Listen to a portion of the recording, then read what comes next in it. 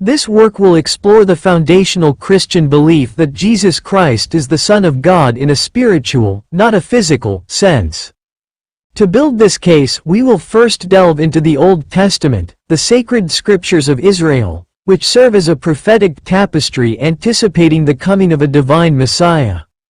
We will examine key prophecies concerning his birth and nature, demonstrating how they point to an origin that is both human and divinely orchestrated, foreshadowing a sonship that transcends ordinary human generation.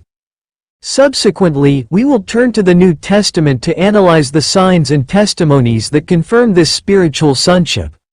Through the words of Jesus himself, the witness of the Gospel writers, the testimony of the Father, and the inspired declarations of the Apostles, we will see a consistent and powerful portrait of a Son whose identity is rooted in perfect obedience, divine love, unique authority, and eternal pre-existence. The faith of the Gospel is deeply rooted in the conviction that God's plan of salvation was not an afterthought but a mystery progressively revealed throughout history. The Old Testament, therefore, is not obsolete but is the essential foundation upon which the New Testament revelation rests. It contains a rich vein of prophecies that point toward the coming Messiah, many of which explicitly speak of his origin, birth, and divine nature, establishing the framework for understanding his spiritual sonship. The very first glimmer of the gospel appears immediately after humanity's fall into sin. In Genesis chapter 3, after Adam and Eve disobey God, he pronounces judgments upon the serpent, the woman, and the man. Within the curse directed at the serpent, there is a profound promise, often called the proto-evangelium, the first gospel. Genesis chapter 3 verse 15, "And I will put enmity between you and the woman, and between your offspring and her offspring. He shall bruise your head, and you shall bruise his heel." This verse is foundational for several reasons. First, it establishes that the ultimate victor over evil, the serpent, will be a human descendant, the offspring, or seed, of the woman. The singular, he, is significant, pointing to a specific individual rather than a collective humanity. Second, the nature of the conflict is revealed. The serpent will inflict a non-fatal wound, bruise his heel, but the seed of the woman will deliver a crushing, fatal blow, bruise your head. This foreshadows the crucifixion, where Satan seemed to triumph, and the resurrection, where Christ ultimately defeated sin and death.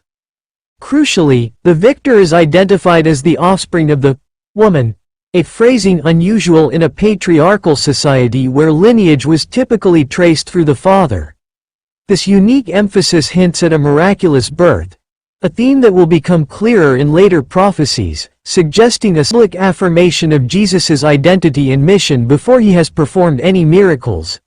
His sonship is not earned but is declared from the outset, rooted in the Father's love, beloved, and approval. This is a spiritual affirmation, not a physical proclamation. Matthew chapter 17 verse 5. He was still speaking when, behold, a bright cloud overshadowed them, and a voice from the cloud said, "This is my beloved Son, with whom I am well pleased, listen to him." On the mountain, Jesus' divine glory is momentarily unveiled to Peter, James, and John. He is seen speaking with Moses, representing the law, and Elijah, representing the prophets, indicating that he is the fulfillment of the entire Old Testament revelation. Once again, the Father speaks, repeating the affirmation from the baptism but adding the crucial command, "Listen to him." This places Jesus' authority above that of the law and the prophets. He is the ultimate revelation of God. The command to listen to the Son underscores that the relationship between the Father and the Son is one of perfect harmony and communication. The Son is the definitive word of the Father. Jesus consistently spoke and acted in ways that implied a unique relationship with God, one that his contemporaries understood as a claim to divinity. Mark chapter 14 verse 36, "And he said, Abba, Father, all things are possible for you. Remove this cup from me. Yet not what I will, but what you will." The Aramaic word, Abba, is an intimate, familiar term for father, akin to Papa or Daddy.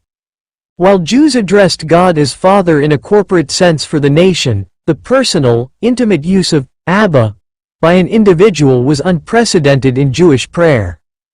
Jesus' consistent use of this term, reflected also in the Greek of the Gospels, e.g., Matthew chapter 6 verse 9, Luke chapter 11 verse 2, reveals a consciousness of a uniquely close, filial relationship with God.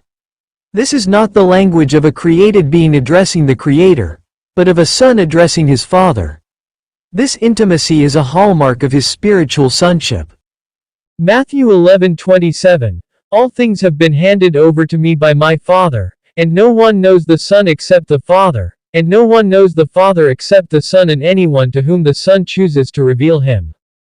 This is one of the most theological dense statements in the Gospels.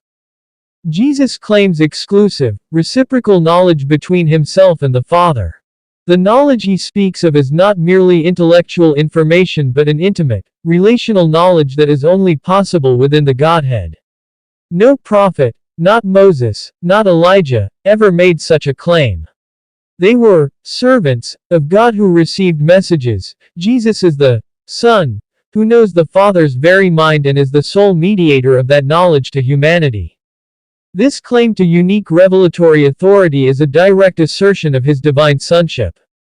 John 10:30, I and the Father are one. In the context of John's Gospel, this statement follows Jesus' discourse on being the Good Shepherd. The Jewish leaders understand exactly what he is claiming, a unity of essence and power with the Father. Their immediate reaction is to pick up stones to execute him for blasphemy, confirming their interpretation. John 10:33, It is not for a good work that we are going to stone you but for blasphemy, because you, being a man, make yourself God. Jesus' claim to oneness with the Father is a clear assertion of his divinity, grounded in his identity as the Son. John chapter 20 verses 28 to 29. Thomas answered him, My Lord and my God. Jesus said to him, Have you believed because you have seen me? Blessed are those who have not seen and yet have believed. In Jewish and scriptural understanding, worship, proskunea, is due to God alone. When Thomas, upon seeing the risen Jesus, exclaims, My Lord and my God, Jesus does not correct him. Instead, he blesses Thomas's faith and extends that blessing to all who would believe without seeing. By accepting this worship, Jesus implicitly affirms Thomas's confession of his divinity. A mere human or angelic being would have refused such worship. Acts chapter 10 verses 25 to 26. Revelation chapter 19 verse 10. The Son of God is worthy of worship because he shares the divine nature. Amen.